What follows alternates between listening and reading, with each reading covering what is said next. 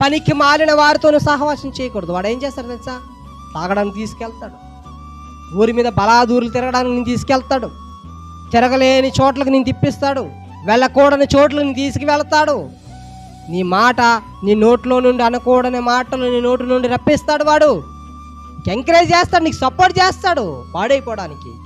కానీ నీ మేలు కోరేవాడు ఏం చేస్తాడో తెలుసా? బాగు చేస్తాడు. పనికి మాలిన వారితో నువ్వు సహవాసం చేస్తే పనికి మాలిన బుద్ధులు వస్తాయి.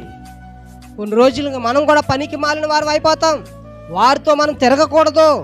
త్రాగుడు తాగేవాడితో మనం స్నేహం చేయకూడదు, తిండిబోతులతో మనం స్నేహం చేయకూడదు, తిరుగుబోతులతో మనం స్నేహం చేయకూడదు.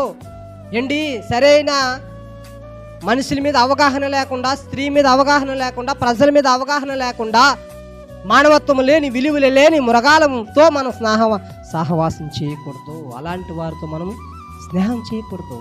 అలాంటి వారు మన స్నేహితులుగా ఉంటే ఈరోజు మీరు కట్ చేయండి. ఆ స్నేహాన్ని, ఆ బంధాన్ని కట్ చేయండి.